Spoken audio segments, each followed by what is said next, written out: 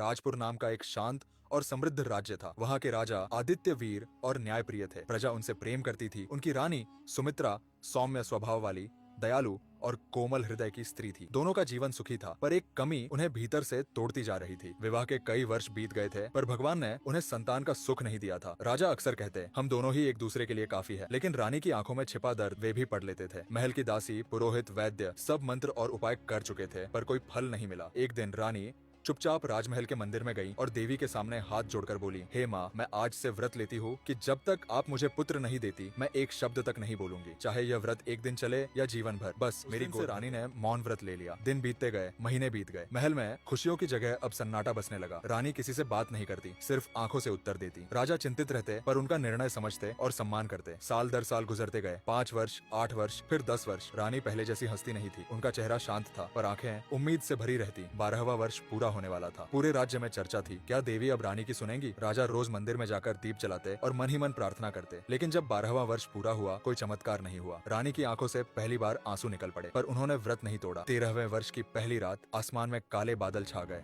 हवा ठंडी होने लगी। महल के मंदिर का दीप अचानक बिना हवा के बुझ गया। प्रहरी घबराए हुए दौड़ पड़े। उसी समय मंदिर के द्वार पर एक काली छाया प्रकट हुई। वह एक राक्षसी थी, लाल आंखें, काले लबालब बाल, पर चेहरा दर्द से भरा। उसने धीमी आवाज में कहा, रानी सुमित्रा, तुम्हारा व्रत, तुम्हारा त्याग देवताओं को नहीं, मुझे सुनाई दिया है। मैं तुम्हें संतान दे सकती हूँ, पर एक शर्त है। रानी उठी। वह कुछ बोली नहीं, लेकिन उनकी आंखों में प्रश्न था। शर्त क्या है? राक्षसी बोली, तुम्हें पुत्र होगा, पर जब उसका पहला श्वास इस दुनिया में आएगा, तुम उसे मुझे सौंप दोगी। वह मेरा होगा। रानी कांप उठी, पर वह कुछ कह नहीं सकती थी। उनकी आंखों में मातृत्व की इच्छा और भय दोनों थे। वहीं पीछे खड़ी एक युवा दासी दिव्या यह सब देख रही थी। वह आगे आई और बोली, आप एक माँ के दिल को नहीं समझ सकती, आप उसे क्यों सताना चाहती है? राक्षसी ने गहरी सांस ली और कहा, मैं पहले राक्षसी नहीं थी, मैं देवलोक की पुत्री थी, पर एक रानी के छल के कारण मुझे श्राप मिला। जब तक कोई रानी अपने बच्चे की जगह अपनी जान मुझे नहीं देगी, तब तक मैं मुक्त नहीं हो सकती। दिव्या ने हिम्मत करके पूछा, क्या वह रानी इसी वंश से थी? राक्षसी ने सिर झुकाकर कहा, हाँ, तुम्हारी रानी के पुरखिन ने एक देवकन्या का वचन तोड़ा था। अब यह शाप इसी वंश पर चलता आ रहा है। रानी की आंखों में पश्चाताप और भय दोनों थे, पर उन्होंने अपने दोनों हाथ जोड़कर सिर झुकाया, जैसे कह रही हो, मैं तैयार हूँ। राक्षसी ने कहा, कोई शब्द नहीं, बस एक मौन सहमति। अगली पूर्णिमा को मैं आऊंगी और तुम्हारा दिन बीते। पूर्णिमा की रात आई। महल में सन्नाटा छाया हुआ था। रानी प्रसव पीड़ा में थी। राजवैद्य, दाइयां सब आसपास थे। थोड़ी देर बाद एक सुंदर बालक जन्मा, गुलाबी गाल, कोमल हाथ, पर उसकी पहली सांस अब भी नहीं निकली थी। तभी राक्षसी प्रकट हुई। मैं वचन लेने आई हूँ, उसने कहा। रानी पहली बार अपने मौन को तोड़ते हुए बच्चे को सीने से लगाकर बोली, उसकी पहली सांस नहीं, मेरी अंतिम सांस ले जा, मैं अपने बच्चे को नहीं दूंगी। यह सुनते ही रानी का व्रत टूट चुका था, पर चेहरे पर डर नहीं, केवल प्रेम था। राक्षसी कुछ क्षण तक चुप रही, फिर उसकी आंखें नम हो गईं। उसने आकाश की ओर देखा। अचानक मंदिर में दीपक स्वयं जल उठा, हवा थम गई और एक मधुर घंटी बज उठी। आकाश से आवाज आई, माँ के त्याग से बड़ा कोई बलिदान नहीं, यह श्राप आज समाप्त होता है। राक्षसी का रूप बदल गया। वह एक सुंदर देवकन्या में परिवर्तित हो गई। उसकी आंखों में शांति थी। वह बोली, तेरा त्याग मुझे मुक्त कर गया, तेरा पुत्र तुझे मिले। रानी भावुक हो गई। उनके हाथ में बच्चा पहली सांस ले चुका था। धीरे से रोया। पूरा महल खुशी से भर गया। देवकन्या ने आशीर्वाद दिया, यह बालक राज्य को नई दिशा देगा। याद रखना, जो माँ त्याग करना जानती है, उसी का आशीर्वाद सबसे शक्तिशाली होता है। कुछ वर्षों बाद प्रजा खुश थी। रानी फिर से मुस्कुराने लगी थी। लेकिन एक बात किसी को आज तक नहीं पता चली, रानी ने अपने त्याग से सिर्फ पुत्र नहीं पाया, बल्कि अपने वंश को सदियों पुराने श्राप से मुक्त किया। दोस्तों, अगर आपको कहानी अच्छी लगी तो प्लीज एक लाइक और फॉलो कर दें।